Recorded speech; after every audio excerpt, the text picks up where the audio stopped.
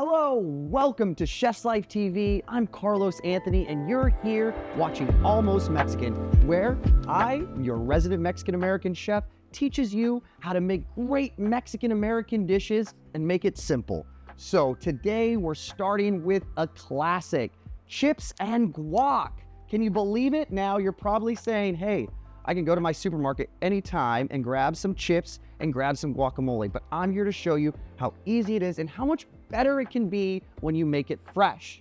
So you don't need much. All we need are some beautiful California avocados and some tortillas.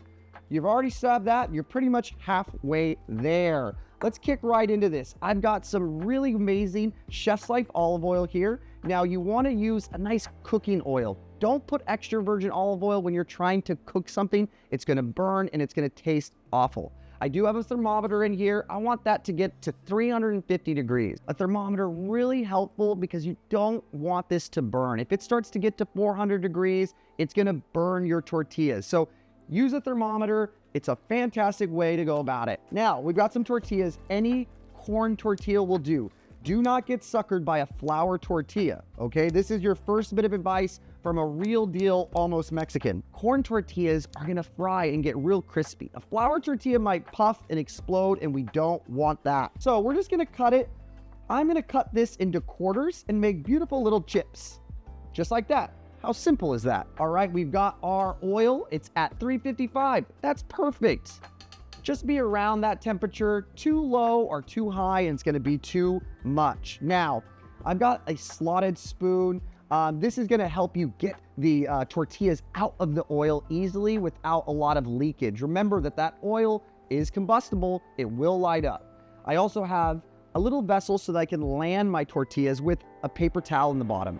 That's to get some of that grease build up. Okay, we've got some chips. We're gonna drop them in a few at a time. Do not overcrowd your oil. Just a few at a time, really get them going, and we've got our chips working. Now, I've only filled the pot about halfway filled with oil. That's so I don't get any spillage over the top. Remember, we wanna make sure you're safe and sound in your kitchen. Amazing. You start to see them bubble up a little bit. We're gonna let that cook. They're only gonna take about a minute, 2 minutes tops. I've got more tortillas to go. Let's talk about guacamole. A lot of people will wanna make guacamole and make it extra difficult. They want to put a bunch of different things in, but I'm a purist, all right? Listen, I grew up in a Mexican household. My grandmother grew up teaching me about these different things, and she would be rolling over if she knew I put a bunch of onions and tomatoes in my guacamole. So I'm a purist. We're gonna get some good California avocados, some lime juice, and salt, and that's gonna make our guacamole. We're just gonna take these avocados. We're gonna cut them right down the top, from the top of the point to the bottom, being sure to go around that little seed in the middle. Now, when you have this here, I like to just use my knife, pop that seed right out. We do not need the seed for this. Seeds are a great source of nutrition. If you didn't know, you can dry those things out and use them in all sorts of home remedies. That'll be another show though. Also, be real careful with your knife when you're cutting the seeds out. If you do cut yourself, that is not my fault. You've signed a disclaimer watching this video. So we've got our avocados. Oop, don't forget about your chips. These chips have become a nice, beautiful golden brown, and they've started to puff up just a little bit. Oh, wow, look at that. Using our slotted spoon, we'll take out all that excess oil, and we're gonna put it onto our paper towel lined bowl. Wonderful pro tip here is, as I get my next batch of tortillas going, we all know how much we love chips and guac, so you're gonna want a good amount. So I've got my next batch going, but while those tortillas are still hot and fresh out of the oil, we wanna make sure and get some good amount of nice kosher salt on there. And my personal favorite is tahini. This is an incredible chili condiment that you can put on top. It's got a little bit of citric acid, paprika, chili powder, and this is gonna really make those tortilla chips extra great. We've got our avocados split and seeded, and now how do we make guacamole? I got a few tips for you to make this simple, just like a restaurant chef. Oven grate. Now, you probably have one of these hiding in your house. It's probably underneath your oven, underneath your stove. It's amazing. It's got many uses. What we're gonna use it today is to consistently smash our avocados. We've got them split, we've got the seed out, we've got a bowl underneath.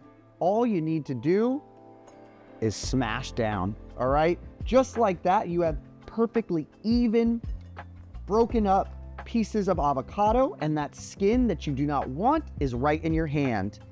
Take a second to just press down, soft and easy, keeping all that black skin you don't need, and you've got beautiful avocado pulp. While you're doing that, be sure to keep an eye on your tortillas.